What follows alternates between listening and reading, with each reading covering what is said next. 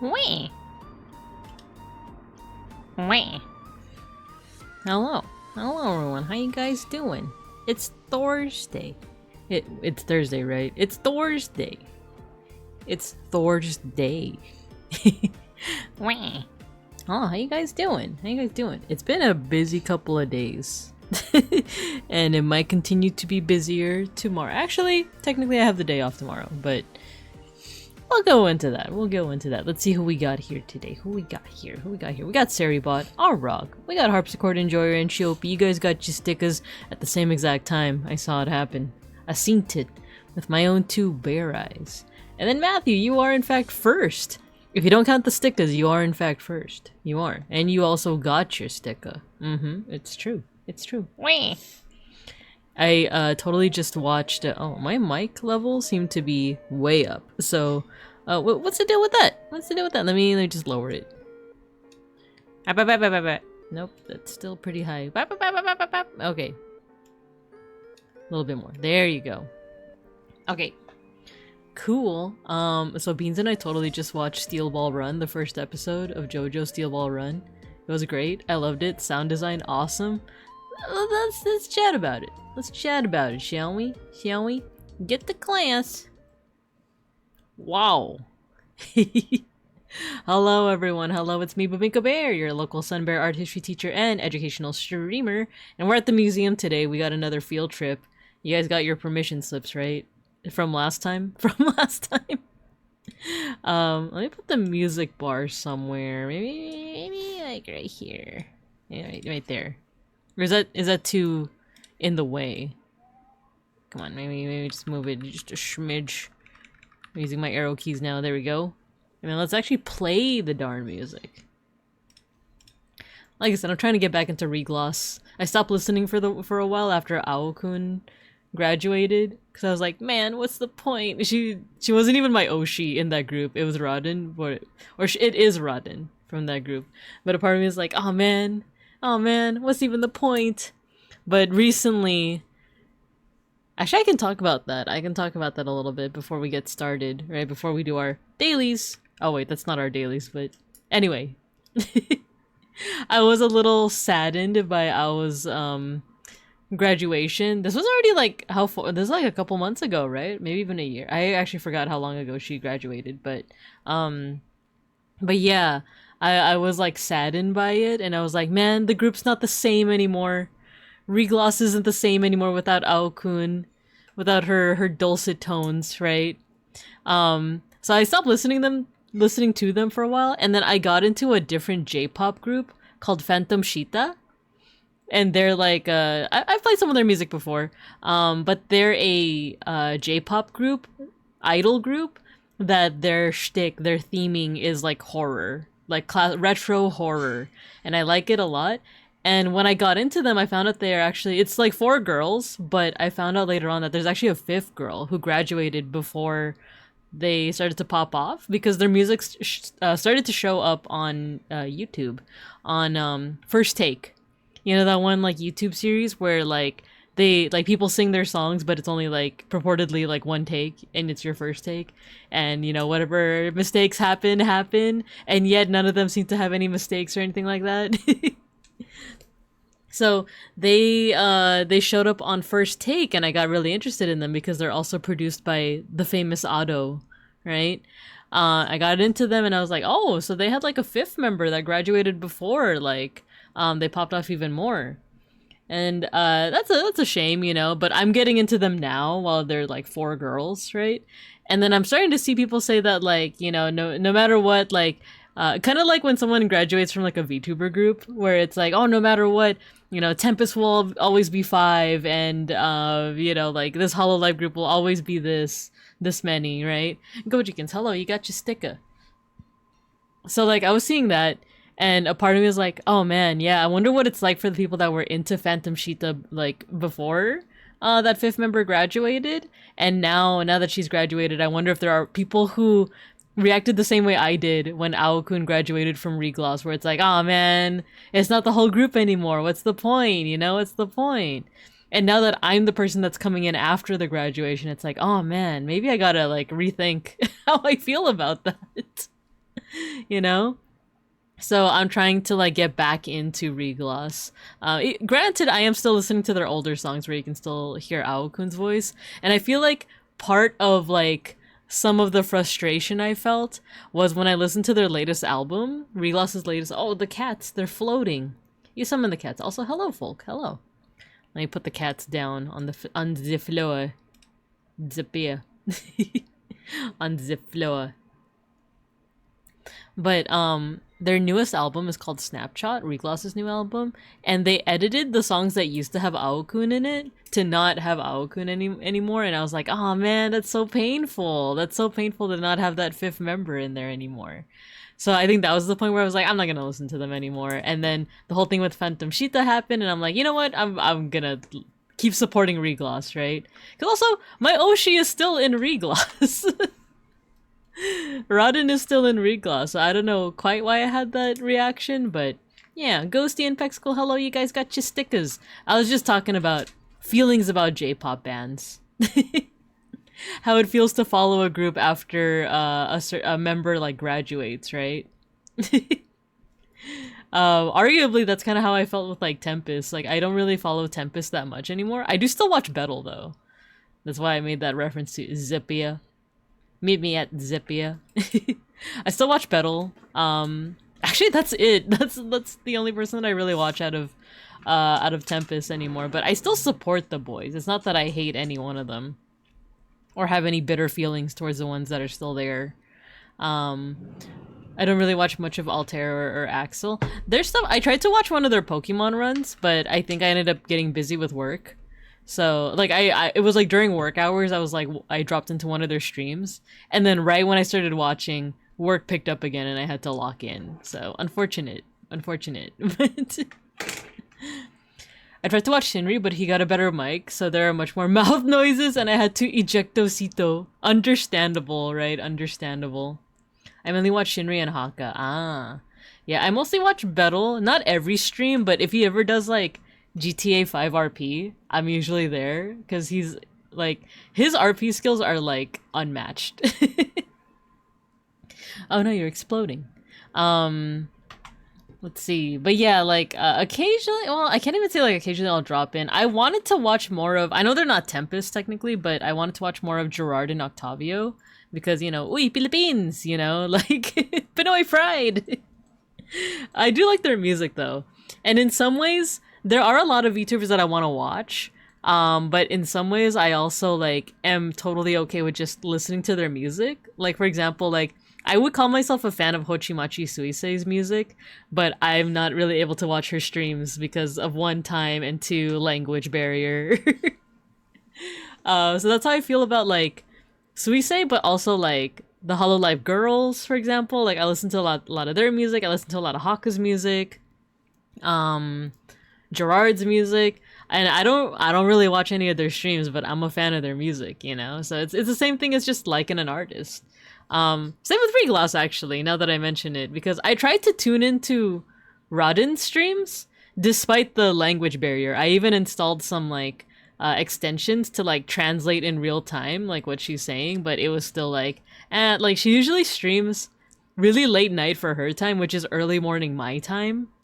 So what about the time zone difference? That's like a big thing, is that like she sometimes streams like really late for her time, but that's like early morning for me. So I used to be able to catch her during my like morning commute, like when I go to the office. And the cool thing is like I would just watch on my phone, and my phone has a Japanese keyboard, so I can just like type in Japanese, like with my limited like knowledge of Japanese, because I know that makes me sound like, oh, I could type in Japanese fluently, and it's like, no, I can type like, oh, sugoi. Or I just type like W's, you know? I just type like WWWW for like laughter, or I use like the emojis. I use the emojis. So like I can't really like type too much else other than that, you know. Shinri and Haka moved to JP time. Oh, I didn't know that, because they live in Japan now, right? Not even visiting, but they like live there now. Is that correct? I feel like I've heard in the grapevine that was the case.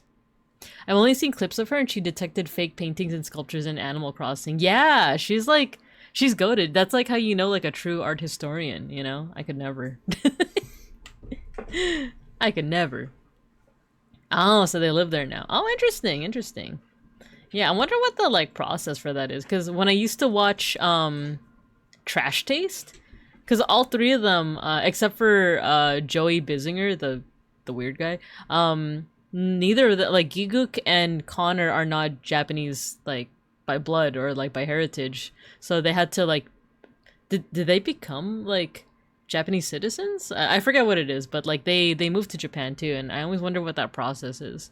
Not that I would want to, if I'm being 100% honest. Like every time like me and Beans have visited Japan, it's been like amazing, incredible. It's those places where like you wish you could live. But oh, employment visa. I see. I see.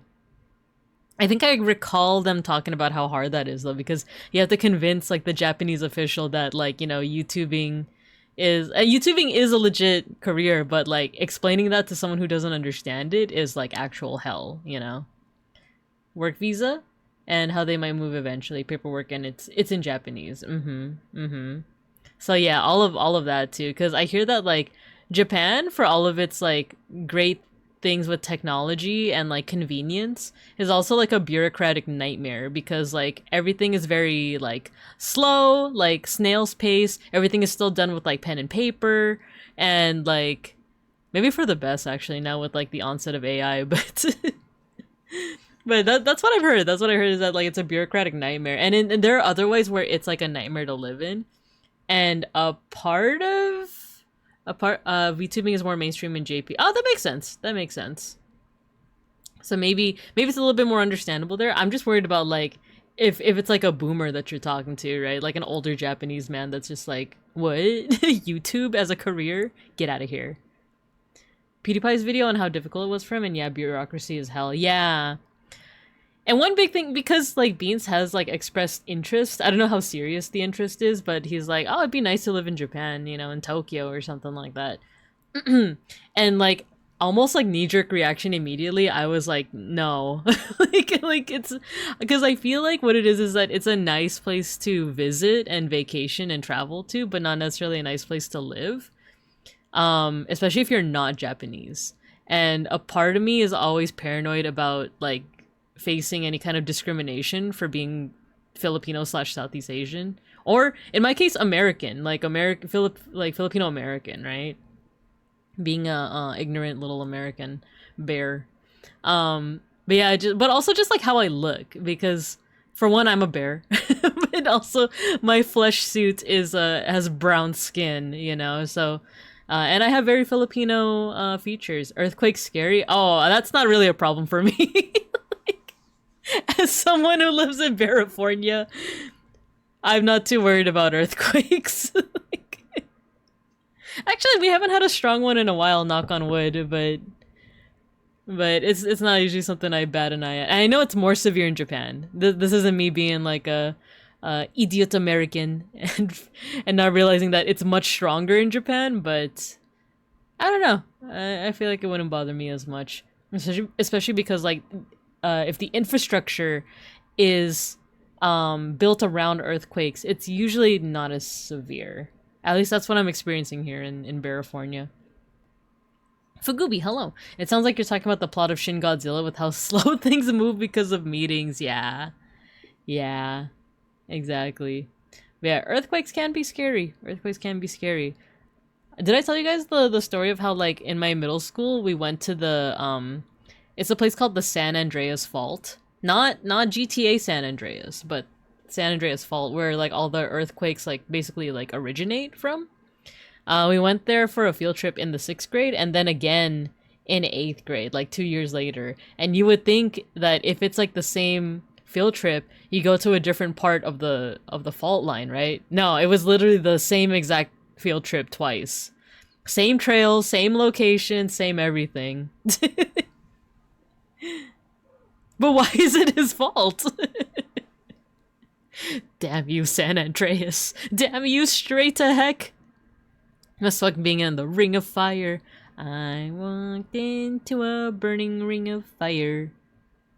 But yeah, yeah, like it was the same exact like field trip twice, and there was I remember because like it was the same, like all of us were there 2 years ago, you know, like all, or like as eighth graders we were just there 2 years ago, and like we remember all the locations and stuff, and we're like, oh my gosh, remember how I'm just gonna make up some names. Remember how Domingo like went into that cave and a bat flew out? Wasn't that freaky? Remember that? Remember that? Like, and there were even places that I remember being scared of because it was like a hiking trail, but there was one part where it got really like narrow. And a part of me was like, why are you putting like middle schoolers? Why are you putting like 11 to 13-year-olds like through this like narrow trail where like if you fall, you... Okay, to be fair, you would probably just like land in a bush, but it was like a steep hill. Because I remember being terrified. I remember being like, oh my gosh, one wrong, you know, step and I could fall down this hill, you know? To my death. And like realistically it wouldn't have been to my death because there were like a lot of bushes and stuff at the bottom of the hill, but it's still scary, you know? It's still scary, especially for someone like myself and my fellow classmates who like I wouldn't say they go hiking often. Like, we live in like in the middle of like a city, you know? There's not a lot of hiking trails where we lived. So it was scary for us, but like now that me and Beans go hiking like every Sunday, sometimes we look down on like those, like not look down at the trails, but like we're on a trail and we like look next to us where the hill is, and like there are parts where it's like, oh, if you fall, you would probably get scratched up, but you probably wouldn't die. Like you would probably like hit a bush, you know? Yeah, fall to my pain. Ouchie. Telling that to a middle schooler, that's like tantamount to death, you know? It's like, I'm gonna get ouchies and scratchies, you might as well just know my strength. I might as well just know my strength. But yeah, so, yeah, and no, I feel like I made the story seem like it was amping up to like, oh yeah, we went to the San Andreas Fault and there was an earthquake, but no, there was not. It was, or maybe there was, but it was like a 2.0, you know? But yeah, it was just like, oh look at this hiking trail, look at this cliffside of rocks, isn't that cool, students? Students? Isn't that cool?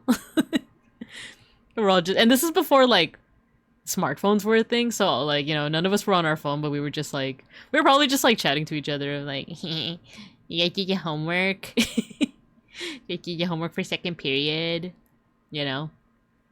But yeah, how did we even get to this? Oh, talking about like moving to Japan and stuff like that. I don't think I would be down to go to Japan because of like the threat of discrimination and like just how it would be like bureaucratically, and I also want to stay near my family, but if the family thing weren't an issue, and if the fear of like living in an unfamiliar place weren't an issue, there are some places that I would be interested in, but I don't know if I would pull through with it because I like my city. I've said this many times. I like Los Pincos.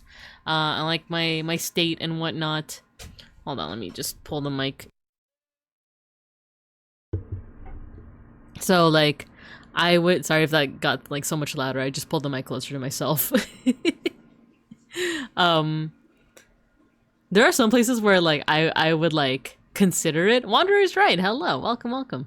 For example, like the first time me and Beans went to New York City in 2023, I love the like transportation system so much that I was like, we could imagine like living there. But then a part of me is like, but I also like living where we live. Yeah, the cost of living is insane, but the weather's usually really nice, you know? And like there's I was gonna say like another big thing is like if I can't live next to my family, or if it weren't an issue that I live like close to my family, like I would also want to live somewhere with like a big Filipino community. Insane in the membrane. Insane in the brain. So I don't know what the Filipino Phil-Am community is like in New York City. I would expect big, right? Because it's like a big metropolitan, like one of the biggest, if not the biggest, like metropolitan city, right? In terms of population. So I would assume that there's like a good there's a Phil-Am community there, right? Yeah, I think about these things. But for the foreseeable future, I don't see myself leaving Los Pincos anytime soon. Jersey City has a big Phil-Am community. Oh, cool. As does Queens. Oh, that's good to know. I might write these down. I might write these names down. Not that I'm, like I said, not that I'm planning on moving or anything, but just good to know. Just good to know. But yeah, so let's see, how has the week been going? Before we do our dailies, we could just jump into dailies, but in terms of like what else have I not yapped about recently? It's really just been work. It's really just been work. I'm almost done sorting out schools and stuff, and once I am done with that, I'm gonna be chilling. I feel like by the time mid-April hits, I'll be like big time chilling. You know, that'll be the early start to my summer vacay. But maybe I shouldn't speak so soon. But I guess with that, let's go ahead and get into some dailies. Oh yeah, so I'm working on my decade study. You might notice that usually we do decade studies every other week. Mika, you just reminded me I still need to look for places. Yeah, get some places. Look for places. So, yeah, every other week I usually do decade studies, and 2 weeks, excuse me, hiccup. 2 weeks ago we did the 1950s, and this week we're supposed to do the 1960s, but I decided to postpone it to next week just because this week was busy. I feel like I wasn't going to be able to finish my research in time, and I wasn't. Today was busy, yesterday was busy. I was able to do some research on Tuesday, but I'm only recently like putting that in now. So expect next week to have a decade study on the 1960s. So with that, food guesser. It's time. Dude, yesterday was so busy that I didn't even finish all of my dailies. Like, if you guys are in the Discord and you see, like, the daily games channel, usually I do every single one of them except for Scrandle. Except for... No, we can do Scrandle, right? We can do... You know what? Let's do Scrandle. Like I said, I feel like I get rage baited by Scrandle. There's a Scrandle too? That's crazy. But yesterday I didn't do any dailies except for like Wordle, because I did a Wordle and then immediately like work picked up, you know, like the person right next, like my colleague right next to me was like, we immediately like back to back had like stuff to handle, time sensitive stuff, so I missed out on a lot, but I did a couple today. So let's do Scrandle, then Food Guesser, and then Time Guesser, and then we'll get into some art appreciation. We actually don't have a lot for art appreciation today, and it's actually a good thing because I'm just tired. I'm tired. Not tired of art appreciation, but I'm tired from the work week, so it might be for the best. But we're only going to be looking at two artists, Nicola Verlato and Eighth Project, who does Suprematist, aka like super simplified Kandinsky-esque like art. Pretty cool to look at. So we will look at it. And if you are recognizing some shapes, correct. You are correct. But before we do that, I'm tired of appreciating all this art. I'm just so tired. I'm tired of being an art historian and just looking at art all the time. Why can't I just be a smell historian instead and just sneef snorf, you know? Your Honor, you wasn't even there. You wasn't even there. Hello, Saki Jockey. Alright, let's do it. Daily.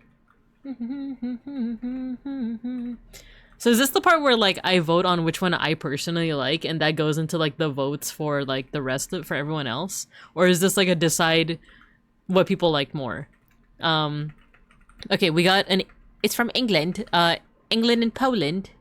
I don't know what a Polish accent sounds like, so honestly, these both look pretty good. Like, I'm a sucker for sauce, you know? But I also like how this hot dog looks, even though I can't have hot dogs anymore. I don't know, it looks well cooked, you know? There's like a little singular pickle over here, some extra bread. So it's almost like a deconstructed sandwich, right? April 1st stream idea, Evil Binka unappreciates art. It would just be that one Vine, the way that he walks, whack. The way that he talks, whack. The way that he doesn't even like to smile, whack. Me, I'm chill as heck. It would be that, but with me talking about art, it's like the colors, whack. The line work, whack. The line confidence, whack. The way that he doesn't even like to make consistent shapes, whack. Me, I'm whack. It's like You guys know those clips where it's like very obviously edited together? It's like the, you know, the like, Jesus Christ, it's Jason Bourne, but it's edited to be like, Jesus Christ, it's Jesus Christ. The finishes on his brushstrokes, whack. I don't know why I thought these were Binka food pics. No, I wouldn't. My food pics would actually, I always do take food pics, especially when me and Beans go out somewhere, but I always forget to post them. I forget to post them, and we even have a whole channel for it. All right, I gotta remind myself to do that more. All right, let's look at this. A breakfast baguette.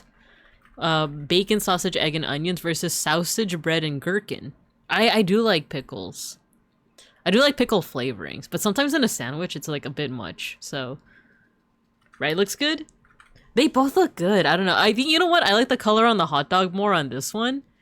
While I like the like, how it's, put together here, and the sauce, you know? I don't know, I think I do find some charm in the, I was gonna say discombobulated. The discombobulated sandwich, right? So it is just me voting. All right, now is the real stuff. What is not about what I think is more appetizing, but what the population at large thinks is more appetizing, which is sometimes wrong. Vegetarian burger. See, I would not be opposed to a vegetarian burger, but I feel like a lot of people would be like, ew, vegetarian, you know? Because I feel like people hear the word vegan or vegetarian and they're like, ew, by default, you know? It's like, it's not real meat. It's not real, like... It's not real, like, you know, terrified flesh raised on a farm and knows nothing but pain flesh, you know? But also, I'm kind of a sucker for these kinds of fries. You know, it's not crosscut. I forgot what these are called, but like these, is it crosscut? But like I've had like bomb fries before where it's just like these fries plus like cheese with cheesy chips. Oh, it's from England. They would call it chips. Oh, vegan loaded fries. I didn't even read that part. 2 veggie choices for you. It's like they know. What the heck? This one looks more appetizing though. You got that like, that chile over there? The chili poblano, you know? Crinkle cut. There we go. I was like, it's not zigzag. Yeah, zigzag also sounds about right. Also, hello Dove Beetle. The veggie fries look like they have a lot of yummy things. You guys got your stickers. Vegetarian burger, no thanks. See, exactly. See, that's what I'm so used to. How could you, Pexcool? How could you? No, actually, I don't even see the patty is the thing, right?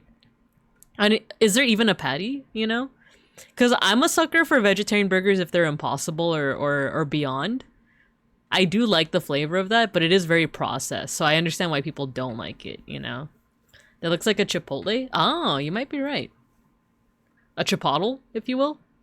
It does lunch fries, you get a school with the burger. Yeah, right? It does look like lunch fries, it does. I always have a vegetable burger. It's like more of a paneer burger. Oh, I see. This one looks more appetizing though, right? Because like I said, it's not about what I like. It's about what the people like. But then, like I said, they'll read either of these and they'll be like, oh, vegan, oh, vegetarian, you know? You know, paneer, I'm gonna be honest with you, I don't. Sometimes I read a word and I'll be like... But do feel free. You caught me in the act. Feel free to let me know. What is paneer? Because I think of like Panera bread because the letters are similar, but I don't think that's the same thing. It sounds vaguely South Asian. Am I correct or am I incorrect? Please let me know. You sounded like you know that. Yeah, I do that a lot. I do that a lot where it's like, oh, with that? Yeah. In my head, I'm like, I don't know what that is.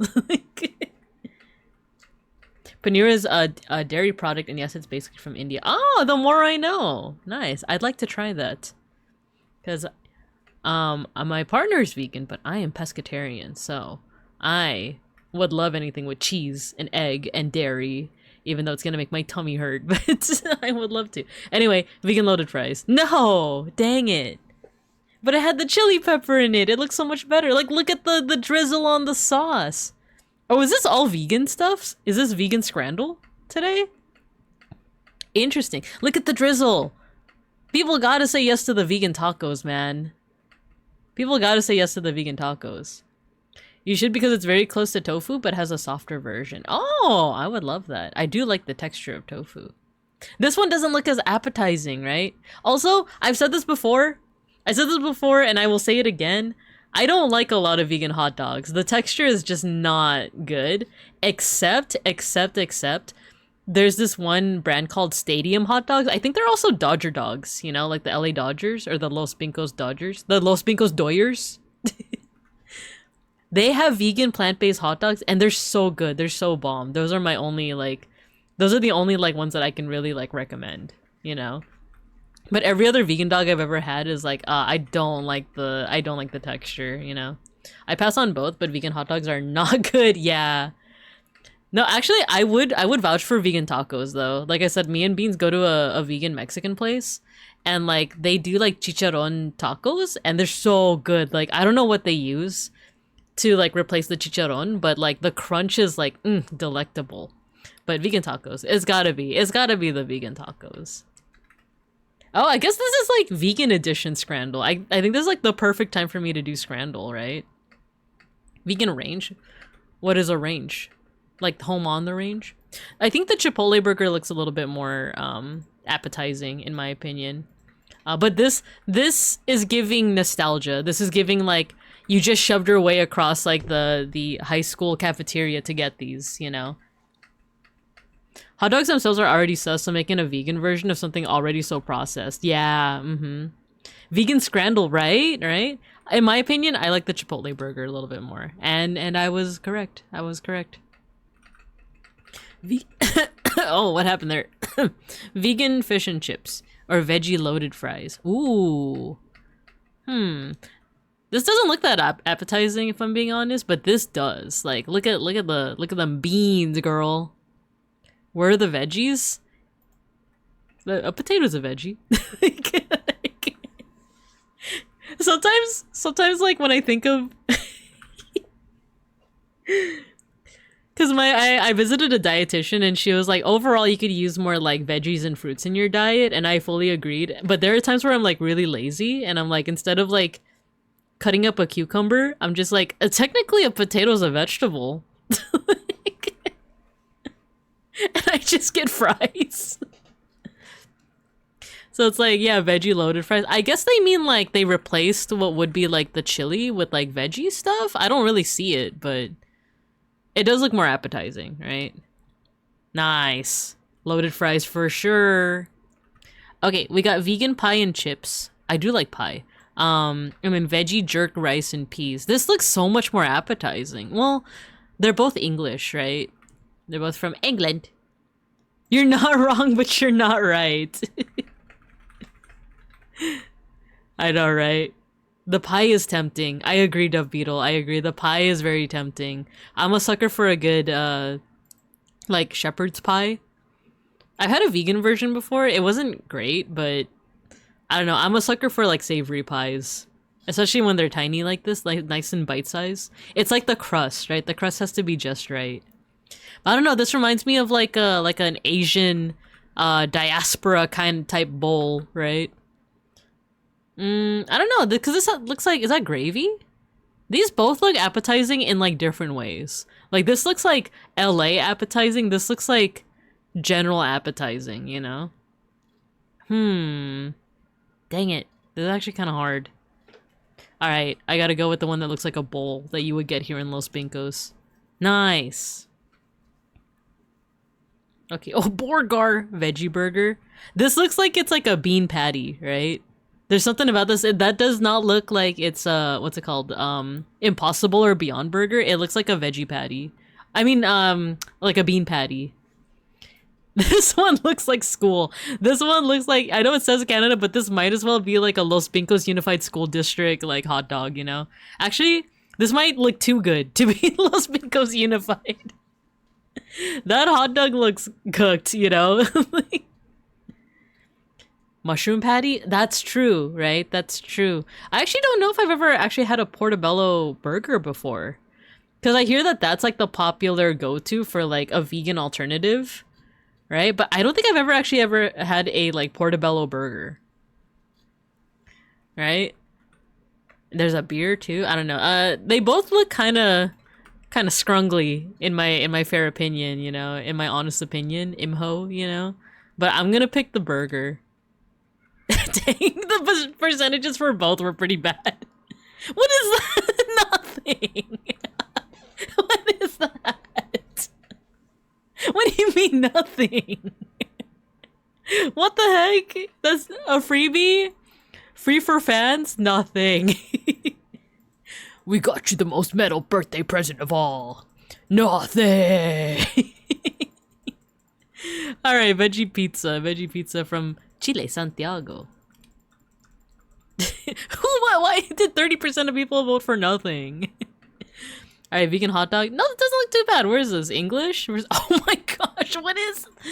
Why does it look so sad? Why does so much of this look so sad? I would still eat it, but like... Not the SoFi Stadium. Come on, dude. Come on.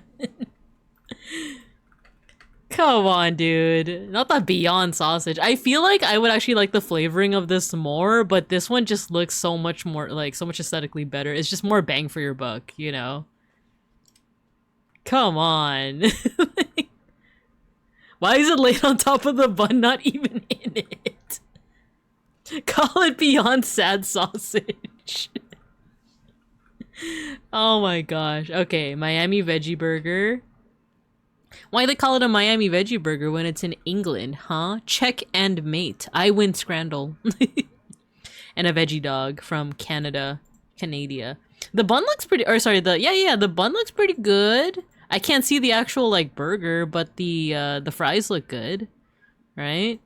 This looks like a step up from, like, school time lunch.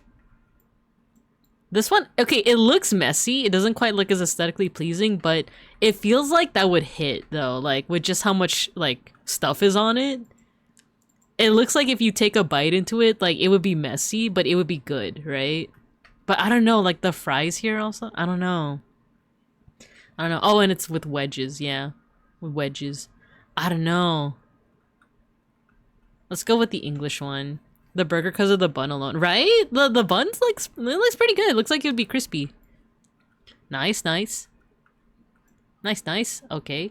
Vegan turkey and pancetta Christmas pie. And vegan bratwurst. That looks like improper, you know? That's another thing with me playing Scrandle is that like some of this doesn't feel classroom appropriate, you know? With fries always wins. Yeah, this looks... Also, I don't know if I've ever had Christmas pie before. Well, actually, I've had, like, sweet pie. Never savory. I'm gonna say is it pancetta or pancetta? It's like pancit, you know, like Filipino pancit. I don't know. Let's go with this one. The turkey pie. They both scored really low overall. That's kind of funny. Miraji. Nice. Okay, I did not do too bad. Maybe I will keep playing Scrandle. Maybe I will. Very nice. Try googling paneer burger from McDo or Burger King. Yeah, let me try that out. Let me hide this. Because if I were to Google McDonald's on stream, it would for sure be like, oh, here's the nearest McDonald's to your government address, idiot. McDonald's paneer burger. Yo, that looks good. That looks good. It looks nice and crispy. Spicy paneer burger. King of the vegetarian palate. Paneer. Ooh. Dang, I want to find a place. Oh, and they got spicy versions? I'd be down for this. I just don't know, like, I wonder if there's a place in Bear America that sells this, you know? With fries always wins. I read that one already. But cool. That looks tasty. Alright, speaking of tasty, let's go ahead and do Food Guesser. Also check the vegan Maharaja burger. Let's do it.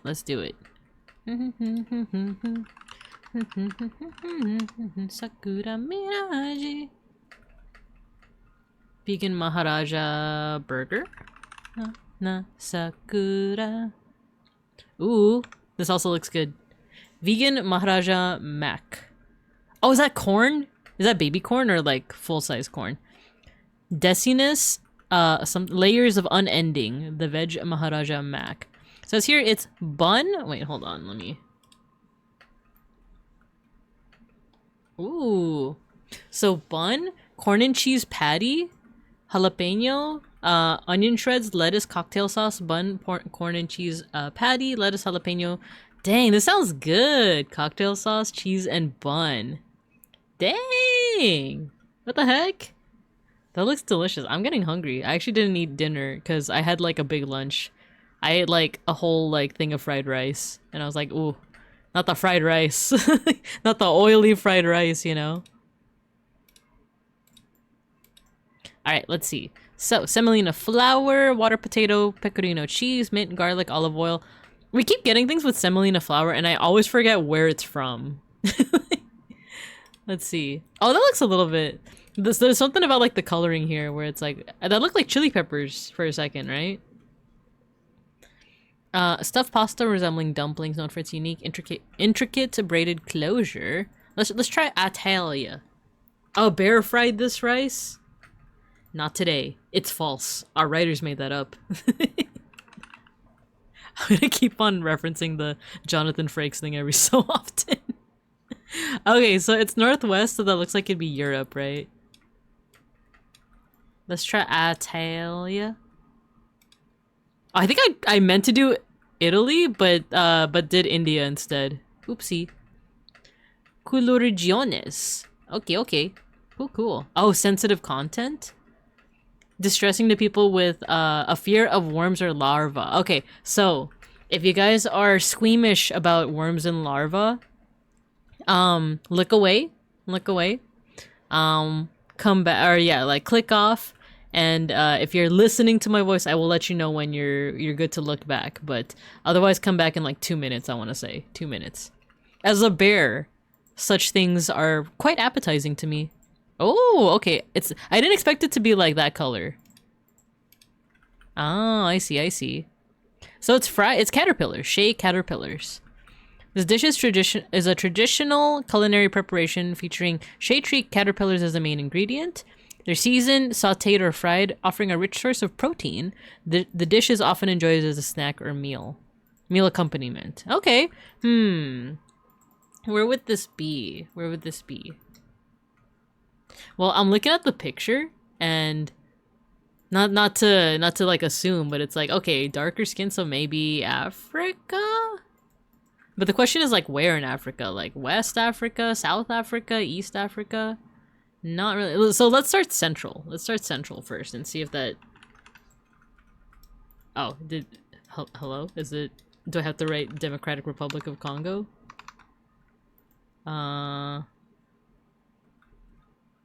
Let's do this. Central African Republic. So warm, okay. And west of Central African Republic. So it's here. Why was Congo not popping up? I was like typing Democratic Republic of Congo. Or maybe I have to write DRC, right? I usually go for Chad because it's center-ish. Yeah, I keep thinking this is center, but if you really think about it, Chad is more central. Or I guess Central African Republic is like kind of dead center, but Chad is also a good one. So what was it again? It's to the west. They don't say northwest, they just say west. So and it's warm, so maybe Gabon or Equatorial Guinea. Let's try Gabon. It's like the name doesn't even help, right? Usually I could go off of like language or like, you know, like the way that it's spelled, but it's like, oh, it's shea caterpillar. Ingredients, shea caterpillar. Description, shea caterpillar. I like Chad because it's Chad shaped, right? Let's take a look. It is Chad. It is Chad shaped. It is Shad shaped. Shad shaped. With the, you know, with the bold lines and whatnot. Okay, so warm. We gotta go northwest. So maybe Benin, Togo, Ghana. Let's try Ghana. Because I feel like when it comes to African food that we get from Food Guesser, it's usually like Nigeria, Ghana, and parts like that, you know. Let's try Ghana. Nice. Okay, cool. And it's actually multiple places. So Gambia, Nigeria, St. Helena, Cape Verde, Sierra Leone, Benin, Ghana, Niger, Guinea, Guinea-Bissau, Mali, Senegal, Burkina Faso, Togo, Ivory Coast, Mauritania, and Liberia. I'm Liberian. I like your accent. Where you from? I'm Liberian. Oh, sorry. I like your accent. Where you from? It's like one of my favorite vines. So besan, ghee, sugar, milk, cardamom powder, pistachios, almonds, saffron. Sounds delicious. And is it weird of me to say because it says ghee? Part of me is thinking South Asia, right? Oh yeah, squeamish people, you can look back. You can look back. Thank you. Thank you for reminding me to remind the people that if you don't like the caterpillars, they're not on screen anymore. Instead, we have a delightful... This looks like it'd be sweet, right? This has got sugar. Let's try India. Nice! Nice! First try Bisan Chaki, or Besan? Bisan Chaki? Besan Katli? Besan Kandli. It's a traditional Indian sweet made primarily from chickpea flour. Popular in Rajasthan and Uttar Pradesh. Holds significance for Diwali and Holi. Oh, nice, nice. I would like to try these. Okay. I also did the one from this morning, too. Ghee India, probably, right? Because what was it this morning? Oh, yeah, this morning, the first one was so easy because it was just borscht, right? And then the second one was like, oh, all those ingredients remind me of like 3 different Filipino dishes. But then it turned out to be like France or something like that. And then I forgot what the last one was. But okay, last one before we go to ad break. Time guesser. It's time to guess the time. Ooh, okay. So this looks like some kind of like military thing, right? At first I was like Che Guevara, but no, I don't think that's who that is. This looks like, I don't know, maybe American military?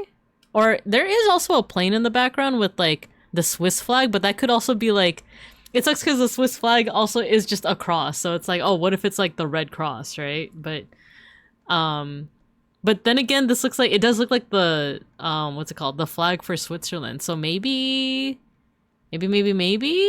Switzerland? Zurich?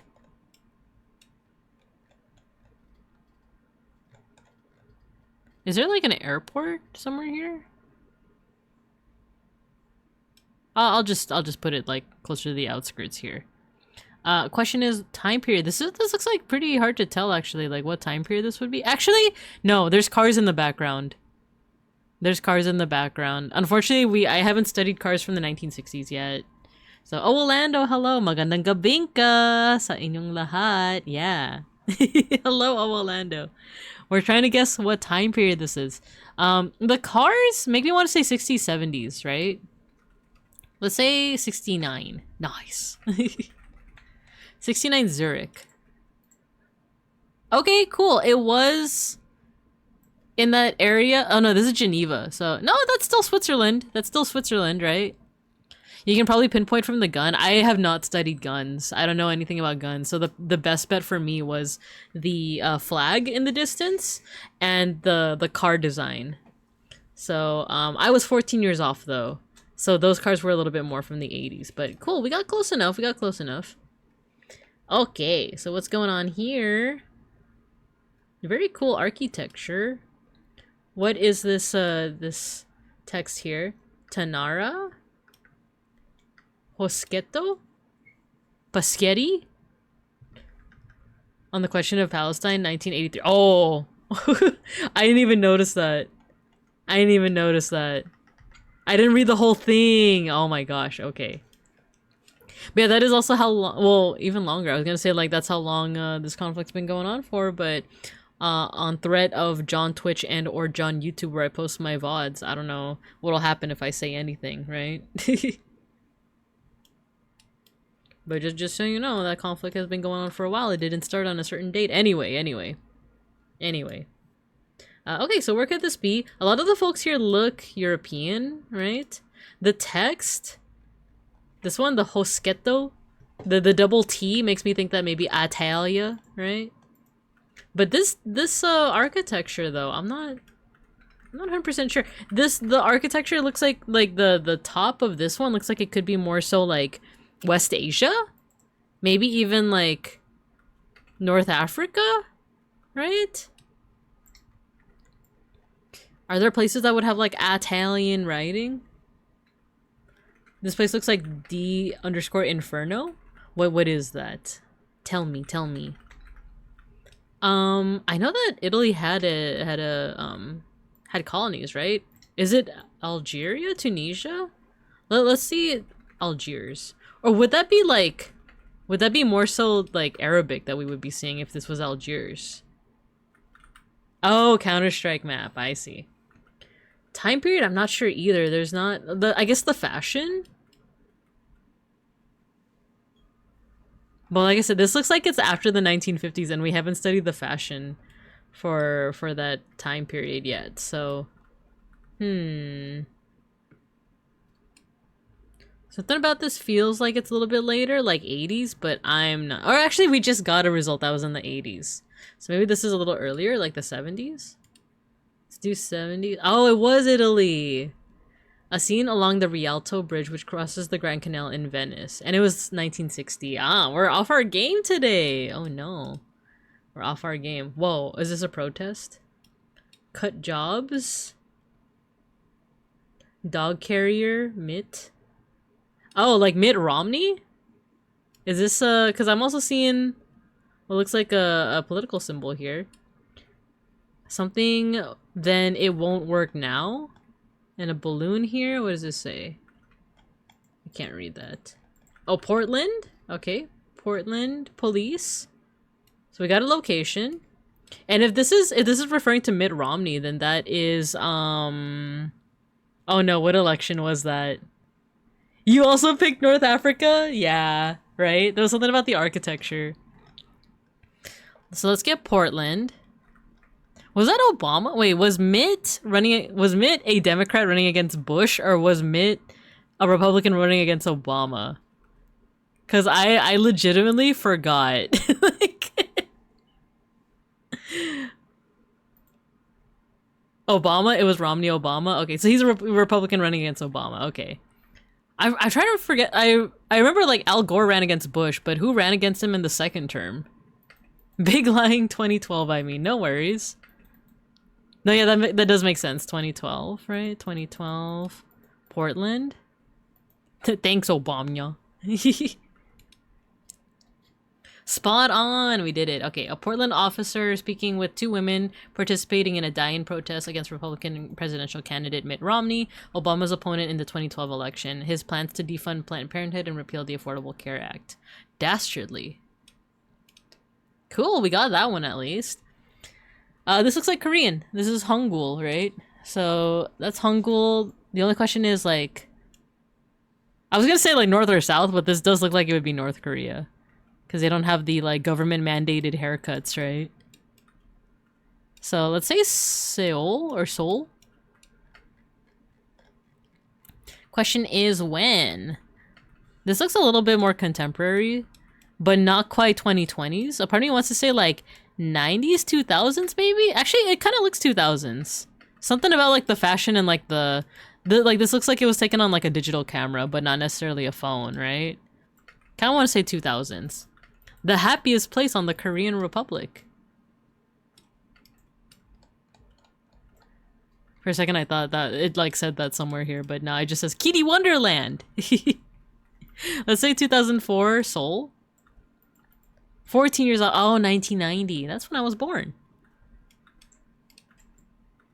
Okay, last one, last round. Van Nels Tabak. Let's see. Central Station. Hoedvoetplein.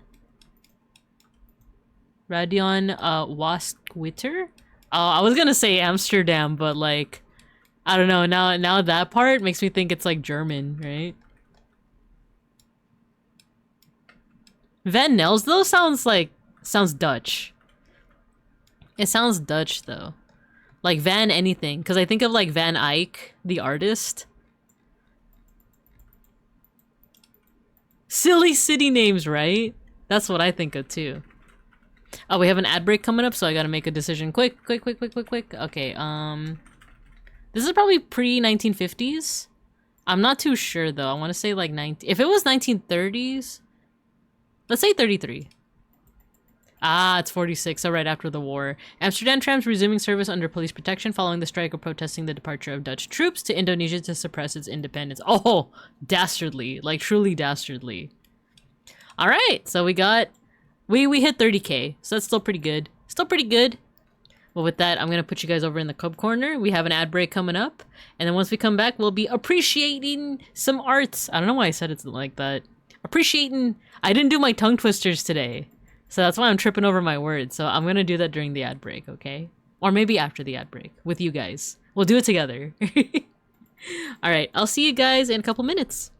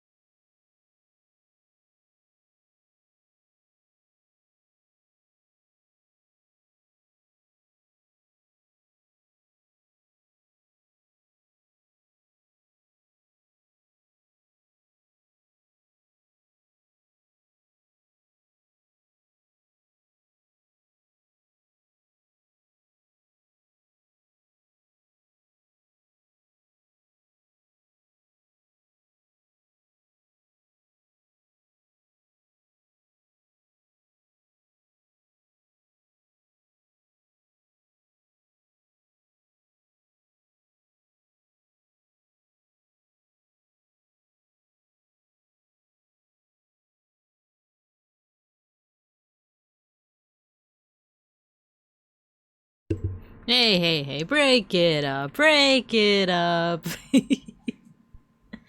Hello, we're back, we're back. Wait, let me actually put on a full album. There we go.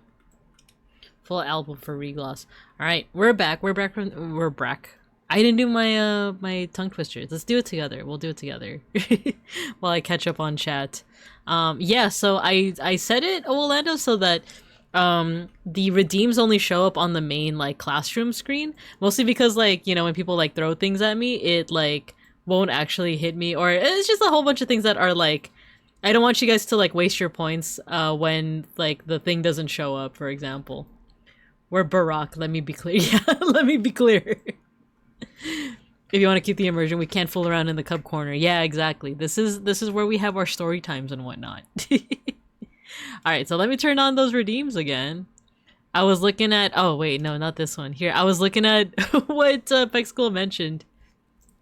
Oh, good job, Saribot. Good job. Let's see. Remember that Fairly Odd Parents bit where Mr. Crocker was like, today we're appreciating art. Appreciating art. Takes out a picture. This is art. Appreciate it. Fairly Odd Parents. Oh, wait. Let me, wait, where's my model?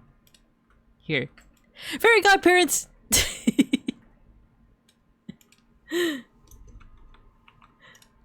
I'll be honest with you, I actually don't remember this scene at all because like I did watch a little bit of Fairly Odd Parents like as a kid, but I can't say I watched like too many episodes.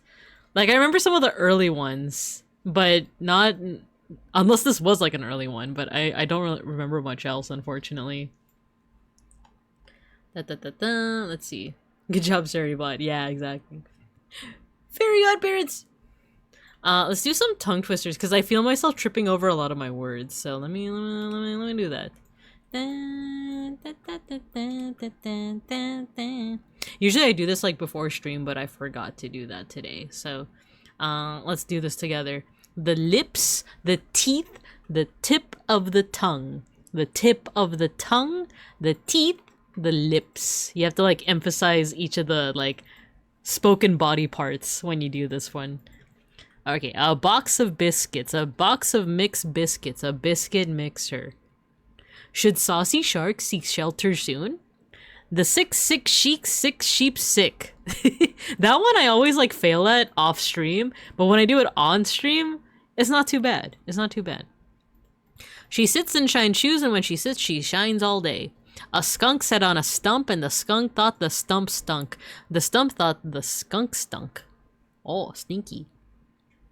Sister Susie sewing shirts for soldiers, such skill at sewing shirts. My shy young sister Susie shows. Some soldiers send epistles saying they'd sooner sleep on thistles than short serge shirts for soldiers. Shy young sister Susie sews. Sister Susie went to see the sea. You see, the sea she saw was a saucy sea, a sort of saucy sea saw she. Okay, you guys ready for the crisp B and BL? I'm ready for BL. I'm always ready for BL. Baron Beacon beckons Bacon Baron. A big black bug bit a big black bear, and the big black bear bled blood. This black bug bled blue black blood, while other black bug bled blue. Betty bought her but some butter, but she thought the butter's bitter. Wait, what? Betty bought some butter, but she said this butter's bitter. If I put it in my batter, it will make my batter bitter. So she bought some better butter, put it in her bitter batter, and it made her bitter batter better. BL mentioned? Oh yeah. something FGC. Is it in reference to the black... Was it the big black bug? Yo, Pete wait, how should I refer to you? Like, I know who you are. I know who you are, but do you want me to call you Gallivant or Peanut? But also, hello! Just Peanut? Okay, hello. Babing Cubs, may I introduce you to a friend of mine? Say hello to Gallivant Peanut.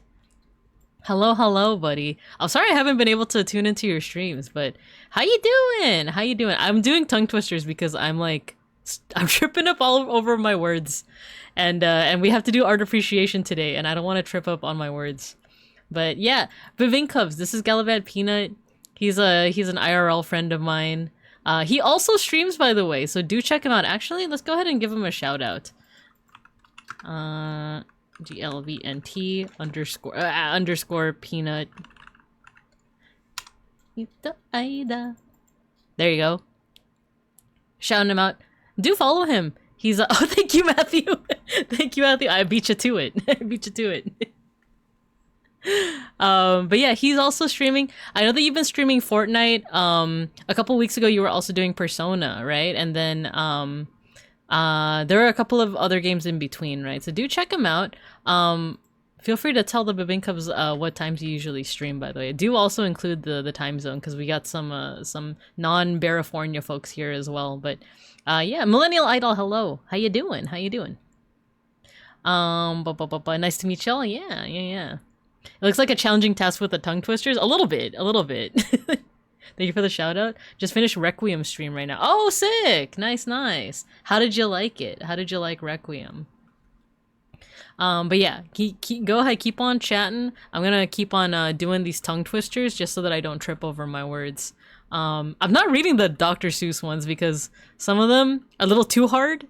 And there's one where it feels like if you say the wrong thing, you could easily accidentally say a slur, and I don't want to do that. So, all right. I carried the married character over the barrier. The foreign authorities put Dorothy in the orange forest. The Leith. Oh, I remember I struggled with this one last time. The Leith police dismissed the thoughts. The Leith police dismisseth us. There we go. That suffices. Suffice. Anyway, we're gonna skip that one. Yes, she is pure, but so is Mrs. Muir. You're just unsure. Please do not lure me with your unsure cure. Scary as heck. Oh man. Yeah, I think because you're talking about RE9, right? Resident Evil Requiem, right? I watched Beans. That's the code word for my for my partner. I watched him play it, and it was a heck of a time. I'll tell you that much. It was a heck of a time.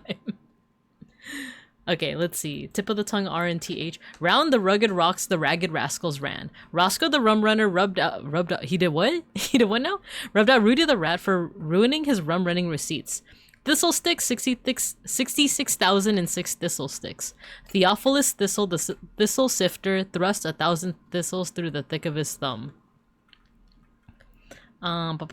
Imagine an imaginary menagerie manager managing an imaginary menagerie. Ah, nailed it. Nailed it. She stood upon the balcony, inimically mimicking him, hiccuping while amicably welcoming him in. A noisy noise annoys an oyster. Wait, any noise annoys an oyster, but a noisy noise annoys an oyster most. Oh, this next part is my favorite. Every time Gojikins says it in chat.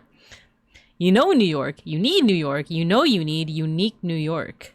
Or as Gojikin says it, Uyurk, wait, actually, what does he say again?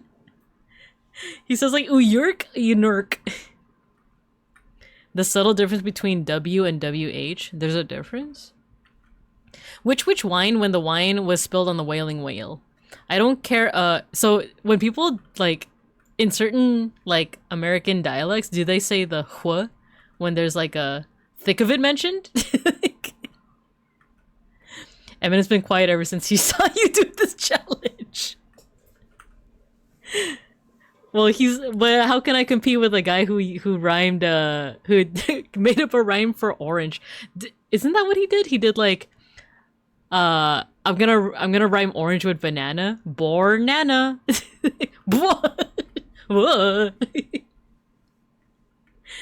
Right? Like, that's what I mean with, like, the WH. Do people say, like, what? Like, whit? So if I do that, which, whined, when the wine was spilled on the wailing whale. I don't care a whit for your wit or your whims, said Warren Horton. I actually don't like doing that, actually.